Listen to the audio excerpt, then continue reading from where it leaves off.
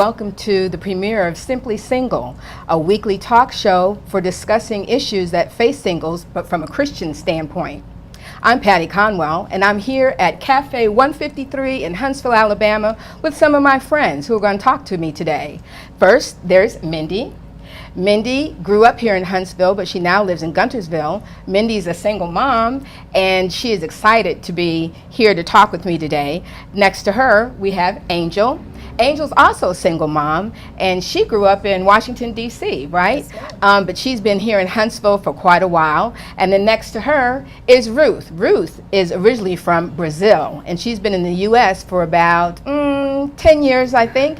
Her first language is Portuguese. And so don't get don't get nervous for her if you hear her kind of hesitating. We're going to help her out, and everything's going to roll cool. And then lastly, we've got Dominique. Dominique also lives here in Huntsville. She likes to go by Dom. So when we talk to her, when she talks to us, it'll be Dom. Not Don with a D-O-N, but D-O-M, Dom. And so we are excited to sit here and talk about a particular question that we're going to introduce first by kicking it out to the streets to see how others answer the question, what do you love and hate about being single? Snap your fingers from side to side. Okay. I love that I can kind of be by myself and not have to answer to anyone. What I love about being single is that when you're stressed out, you don't have to also deal with somebody else's burdens. Well, I love singleness because of the independence that you can get from it. As a young woman, I'm just now learning how to deal with my own issues, my own problems. So right now I think it's a good stage to be single. But I hate, like in the fall, it gets so lonely and you just want to be with someone and cuddle and sleep. I hate being single because you end up being the third wheel. You don't have that extra person there to encourage you or somebody you can feed into to encourage them. But I think I'm enjoying being single more than I'm hating it. Okay. All right, so we've heard what others have to say about that question, so let's throw it here. And ladies, we're going to talk about it from the positive side first. What do you love about being single? I know what I loved when I was single, and the key word was freedom. So what do you think? What do you love about being single? I think that pretty much covers it. I thoroughly enjoy going to the grocery store and buying what I want. I enjoy putting the remote control down and coming back and it being there. Being right there. Absolutely, in charge of the TV. It's fantastic. Fantastic. And when you say putting the remote there and it's there when you come back, being able to have anything in your house, any decorations, and right there, if it's clean for as long as you need it to be. And if you mess it up, you mess it up, and it can be messed up as long. What else do you love about being single? I love being able to wake up in the morning at whatever time that is, not being concerned about messing with someone else, listening to my music as loudly as I want to at 4 a.m. in the morning. You can't do that when there's other people around. You have to be considerate. Not even if you're in an apartment. Not even if you're in So if you're in a single family home, you can blast as loud as you want. I praise the Lord for my house. Hello. I can vacuum at 3 a.m. if that's what I want to do. And I don't have to be concerned about hurting someone's feelings when I go, no, I need to do this now. Right. Anybody else? What do you love about it? Sorry. Well, taking money and God into consideration, I can go anywhere I want. I love to travel. That's my passion. So I can go literally anywhere in the world and travel for as long as I want and even move anywhere. And you said taking money? Okay. Money and God in consideration. That whole money thing. You don't even have to worry about compromising, negotiating, buying anything and hiding it because you don't want anybody to see that you actually spent money you shouldn't have. Because if you spend the money and you're just going to, bear the consequences, whatever that is, but, spending money without having to ask. That's right. That's you cool. don't have to explain the price of a pair of shoes. Hello. that may be my one problem right there. Okay. I think being single, the best thing is being able to do community service, like not have to worry about whether or not, you have to go home and worry about, oh shoot, I gotta go chill with my husband, I gotta be with my boo. But being single, you can go and do whatever you want to, like travel, you can go and it is the freedom. It's the freedom behind it and being able to do for others. Right, right. And along with the freedom of being able to do or not do, spend or not spend, one other freedom that I really enjoyed was the freedom to evolve as a person. Yes. What do you think about that? I mean, seriously, when someone gets married at 22, 23, and I'm not bashing people who get married early, but the reality is, were you the same at 22 that you are now? Were you the same person? Did you think the same way? You know, what do you think about that? That freedom to evolve in maturity and emotional stability. I have to agree. That was one of the best parts for me about being single after my divorce. I was able to be by myself, take a good long hard look at myself and ask, you know, am I doing this behavior because that's actually me, or was I conditioned that way in childhood? And so it's a lot easier to change your behaviors and change your habits and have a big old sticky note in front of your bed, go to the gym. You can do things like that without someone saying, oh no, stay home, or oh no, affecting your behavior up close and personal. And it's for me, it was also easier to choose who to hang out with, because some people are positive and they want you to grow and they want good for you, and some people do not like change and they want you to stay the exact same way you are. And since none of those people live in your home, it's a lot easier to change because you're better able to choose who you're with. That's interesting. People don't like you to change, because sometimes when you're in a relationship that you start in young, it could be that you're in that relationship because that person saw something in you right then that appealed to them and whatever their needs are. And then when you start changing that all around, they're like, wait, you're not, and a lot you're of times, different. A lot of times people don't grow at the same rate as well. So, I mean, you can have a revelation in a marriage and it'd be 3 years before your spouse catches up. So it's a lot easier to change and better yourself, I think, and it has been for me being It's single. seen as selfishness when you're single and you want to make these changes. But when you're with someone and you want to make changes, it's also selfishness. So when is it not selfishness? When are you really just trying to improve? It's not because I don't want to share or because I don't want to do. It's simply because I want to be better than what I was. We're all growing. We're all trying to move towards something better. And wanting to get up and go to the gym, or even something as small as cutting your hair, shouldn't be this huge deal. But it's easier to do these things when you're by yourself. Are you harboring a little, Just a little bit. a little Just angst a there little about bit, the fact that you when tried to cut your hair when one they time? like your hair long and you want to do a quick little snip, they don't see it until after things are done. And then you go and cut your hair because now you're single and you can. They're like, oh, that looks really cute. I tried to tell you that. And they would have looked cute if we were together and I cut it. No. Anybody, that's a teeny thing, but anybody else experience that? Even changing looks or anything? Well, pressure. You know, I was married when I was 23. I was definitely not ready for marriage. I didn't know who I was. Then when my husband died, I was 28. I knew one thing, I would take time first to know myself, you know, and I knew I would just know myself well, and I'm still knowing. So I'm taking my time, but no pressure, you know. I can do whatever I want and take my time. Sometimes I don't have really to change. I am who I am. I am unique. Somebody else may want me to change to be according to their, you know, to be what they think you in should their be, box, right. you know. But I am unique. I have to know who I am and not conform with others. So I'm taking my time. I'm enjoying it.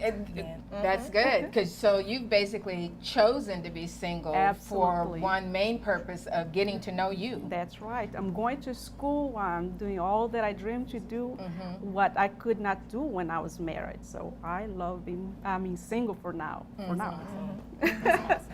I agree with all of you guys. I'm just now getting to the point where I'm just single. It's just me. I'm not trying to look for a relationship. I'm not trying to look for my husband. I've finally gotten to the point where I'm like, okay, I need to find out about Dominique. What's, you know, what does she like? What does she not like? Instead of trying to, I guess, conform to whatever that person likes. So I agree with you. Right now, at this point in my life, I'm getting to know Dominique, and I love it because I'm single and I'm okay with it. I'm content.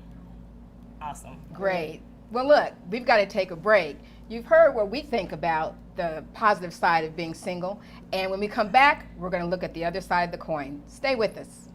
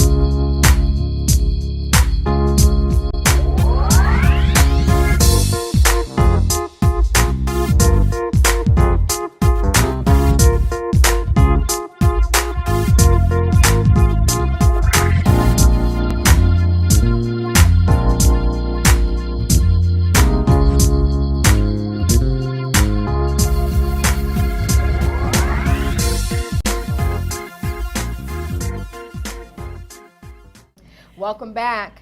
You heard us talking a little bit about what we love about being single. Let's look at the other side of the coin, because there is another side of the coin, right? Yes. What do you hate about being single? Before I put my 2 cents in about what it was like for me, let me hear from you. What do you hate about being single? Okay, I'm gonna take this. What I hate the most about being single and being a newly homeowner is having to do housework, having to take the trash out, having to get the grass cut. Wait, Dom, you said having to get the grass cut, which means you're not cutting it yourself. I'm not cutting it, but still I have to pay for somebody else to cut it, and I don't like that. I want a man to cut the grass for me. But yeah, that's the main thing that I'm just really feeling like, oh man, I wish I had, somebody to fix this or fix that. Like I had a leak in my pipe. I mean, I just got the house. I didn't know what to do with it. Mm-hmm. And that would be awesome to have a man do that for me. Because she's not cutting no grass. Fortunately, I have a 16-year-old son. So, bugs and mice and little things he can still take care of. Mm-hmm. But that doesn't change the fact that when he's gone, I'm in the house by myself. Mm-hmm. And not that I do not love myself, because I do. Mm-hmm. But sometimes it gets really quiet. Mm-hmm. And during those quiet times, you start to contemplate and you start to think. Hopefully your thoughts don't go too far back, mm-hmm. because when they do, then you start to get down, mm-hmm. and you start to, you remember you have to pull out your Bible. Mm-hmm. You have to pick yourself back up. Let the Lord build you back up, but those times come. Mm-hmm. Those contemplative times, that silence. Now I have to say this is something I learned a few years ago.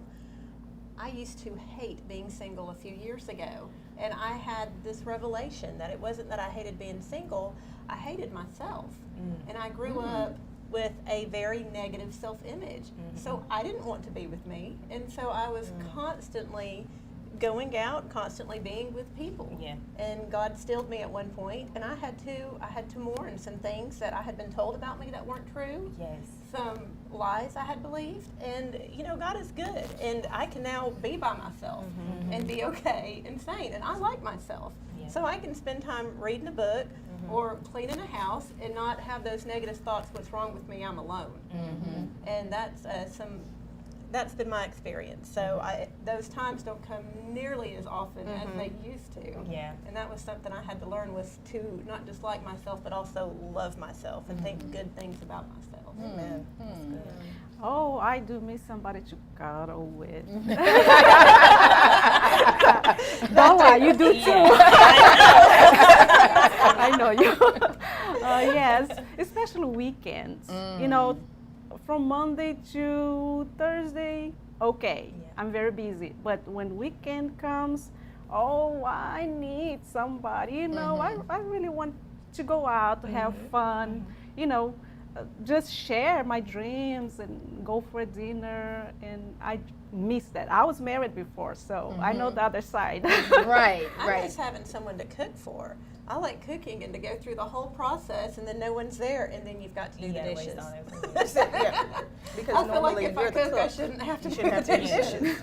Well, let's take a minute to unpack that loneliness thing, though, because I remember when I was single, that was the hardest part. That was the part I hated, especially when spring came. And I don't know if you remember being in school in springtime, and it seemed like couples were popping up everywhere that you would never have put together. And if you weren't coupled up, it's something about the earth being renewed and the flowers blooming and the birds are chirping and it's getting warm and you got nobody. Okay, so I would get really lonely, especially at times like that, and very depressed. And I'm going to be real, when I was feeling like that, I wasn't pulling out my Bible. Because I really didn't want to hear anything about how God was with me and he's my best friend and he'll make me feel like the man would make. I really didn't want to hear that. I wanted to enjoy my pity party. I mean, did anybody else feel like, enjoying your pity party, pulling out your ice cream and your candy and eating whatever you wanted to? And I mean, To be honest, in my 20s, absolutely. Something happened. Something changed for me when I turned 30. I was so happy to be out of my 20s. It felt like all the decisions that I had made up to that point, I was just going to have to live with, and life was good. But from here on, things were different. It was easier for me to pull out my Bible during those times. And it's not that I felt like doing it. It was more so I knew better now. okay. And my knowledge says, pull out your Bible. Because my heart might not want to. And yes, I'm a big Ben and Jerry's fan. Chunky Monkey is my thing. But, my waistline is also my thing now. And Ben and Jerry's isn't going to cut it anymore. And you just have to put those things aside. But in my 20s, absolutely, you want to be with someone. You don't want to be by yourself. Everybody's bunned up. Socially, married. I worked Social- hard to I'm sorry. avoid that pity party. I mean, that's what I worked. I remember the night. I literally called 30 different people to see what was up and what was going. 30, okay? Someone's going to be there. Nobody. And God was like, little Miss Mindy, you're going to sit still and you're going to deal with this. And I was not cool with that. And that, but I avoided it. I didn't dive head first into it. I mean, I slapped a smile on my face and things were fine, and it was very deep. It was huge avoidance. And Ruth, you were going to say, Yeah, like socially, especially at church settings, I always found it really hard because like after church, people would go home with their families, children, and no, I don't have children, I don't have pets, I don't have nothing, no one waiting for me at home, so I was kind of out of place, and seemed like some people would feel pity for me, and I didn't want to. And that makes you feel worse. Yeah, so I would just for yourself. hide. I'll just stay in my own home and hide, So it is hard, especially weekends. Do you think it's harder for women who've never been married, like Dom, when I was going through that, I had never been married, versus women who have experienced it? Which you think is harder? It's probably based on your perspective, but from a general standpoint, if you've never had it or if you've had it and now you don't, does it make it any different? The loneliness, the depression? Well, for me, my marriage was not the best.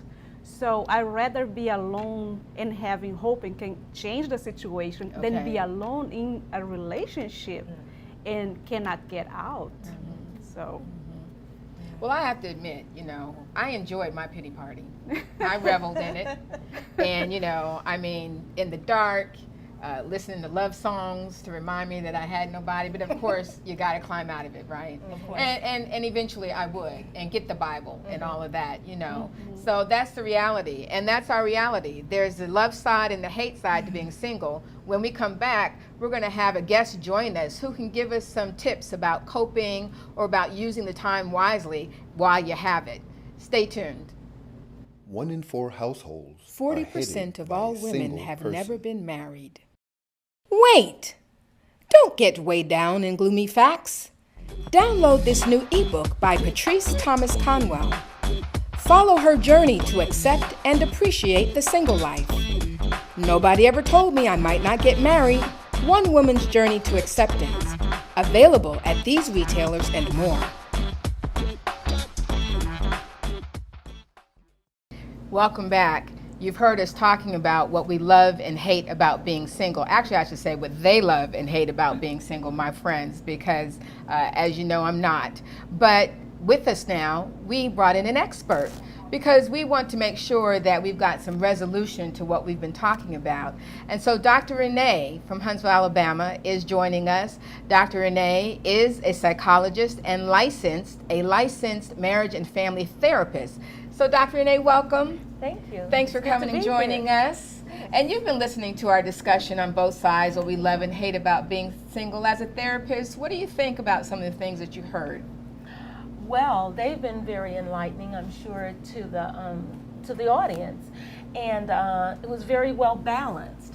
One thing that was interesting was you all's opinions about that you do pull out the Bible and you're able to not concern yourself so much with the singleness and the loneliness that it can come. And I'm sure that that has come by with a lot of work because that's not something that really is in our nature. It is our nature to want to be with somebody and at times to feel less than because we're not with someone. And we would just be not human if we didn't feel that. Even with Jesus, you know, there was times that he needed to be by himself, but there were times that he needed support. And he said, can you just not sleep? Can you just be with me for a little bit? And so we all have that innately in us. And so that was good that you all have grown to that point. And but there are some things, you know, for those of us who may not have, you know, gotten to that point, even in our spiritual walk. And I feel like that one of the important things is to understand why you're not happy with your singleness.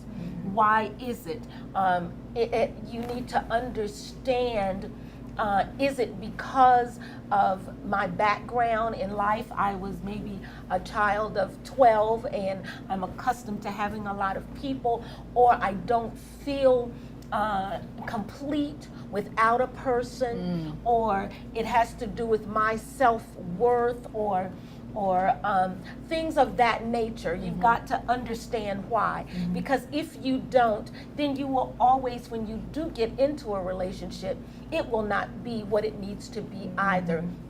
Either you will drain that person dry because of your neediness, or that person may wonder, why in the world am I even with them, because they don't need me either. And so you have to understand all of those things about yourself before you actually go into thinking about a relationship. Understand, why is it? Because in actuality, one quote that I just love is from one of my favorite authors. It talks about that marriage, we'll say marriage itself, is for each other's salvation. It's not for companionship as we think, or happiness. Yes, or so that we have someone to go on vacation with, or we have someone to, you know, enjoy relations, you know, personal, you know, all of those things are good. But it's actually to help each other, boost each other's toward their holiness, toward their spiritual growth.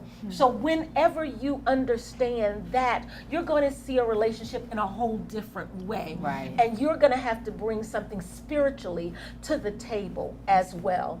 And understand who you are so that you can say, you know, I need to work on this and you need to work on that. And so I can be that spiritual support for you and you can be that spiritual support for me. Well, I think, Dom, you had a question, didn't you? I do. So I went through a stage where I was depressed and I could not get out. I was in a pit and I could not get out. I couldn't grab my Bible. I would go to church and put on the front.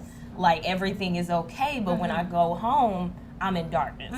I was telling the girls that one day while I was in my depression, I had no idea at that time what it was. I just knew that I was sad. I didn't want to go to work. I didn't want to do anything, but I didn't want everybody in my business. So So I was watching TV and I was watching a commercial, and it was a medicine commercial, of a depression medicine. I don't remember the name, but all the different symptoms. I was like, oh my gosh, that's me. What do I need to do? I need to, and I wasn't sure if I wanted to go to counseling. I wasn't sure if I wanted to go to a psychiatrist and maybe get medicine. But I was like, okay, I love myself, and I don't want to be here, so I'm gonna do something different. I never went to counseling, but it was the best decision. I was able to, deal with my issues, figure it out, okay, when I say I'm feeling some kind of way, what is that feeling? And just deal with it. I learned so much about myself. So, how does counseling and therapy, how can it help someone, to figure out their being content in their singleness? Correct. There is a stigma a lot of times with counseling. First of all, is people don't want to go because they're like, I'm not crazy. And I always say counseling is really not for the crazy, it's for the sane and to keep you sane. Yes, if you have other mental issues, then that's the psychiatrist's part, not the psychologist's part. And so one of the things that's great about counseling is it is a place where you're not to be judged, and you're actually able to get some resolution. Some things are brought up and you have that support that you need. And a good counselor is going to help you to do the work, not just sit and tell you, what you need to do, but let you do the work and you understand yourself. And God is so good is that He created us by ourselves, but for someone else. And He gives us that time, if we will take it, to be by ourselves. Just with Him alone, it's enough. And then it's completeness when you have someone else. Wow. When you're ready. Thank you, Dr. Renee. We appreciate those words of wisdom. And hopefully you got something out of what Dr. Renee was sharing with us. And before we wrap it up, we're going to kick it out to the streets one more time, because this time we're asking the question to the men. We don't want to leave you out. So guys, what do you love and hate about being single? Snap your fingers from side to side. Okay. I have a lot of spare time. I get to be there for others because I'm dedicated to this person. I don't have to worry about any other personality type besides myself on a consistent basis. Okay. 1 in 4 households. 40% of all women have never been married. Wait! Don't get weighed down in gloomy facts. Download this new ebook by Patrice Thomas Conwell. Follow her journey to accept and appreciate the single life. Nobody ever told me I might not get married. One woman's journey to acceptance. Available at these retailers and more. Oh man, we're out of time, and the time went by so fast. We've had a great time talking about our question today, and I want to thank Dr. Renee for joining us, and thank Cafe 153 for hosting our premiere show. Make sure you join us next week, but before you do that, tell us what you love and hate about being single. You can leave comments on the bottom of the YouTube channel, Simply Single, or you can tweet me at Patty Conwell, that's Patty with an I, or leave a message on our Facebook page, also Patty Conwell. And make sure you join us next week when the question is going to be, is acceptance and resignation the same thing? Let's talk about that. We look forward to seeing you. Bye. Baby doll was in the dollhouse, Barbie Ken, how it's supposed to be. But it seems like something's missing from the equation, you and me. Tell me, why am I not having fun? Yeah, in this game we play. Well, if you're tired of trying to fight the fantasy, you need to hear what I have to say. Okay, get your dancing shoes on, we're gonna have some fun today. Hey, hey, single people all over the world say God made me this way. Hey, hey, you don't need nobody else to have some fun today. And just snap your fingers from side to side and say I'm okay. Okay.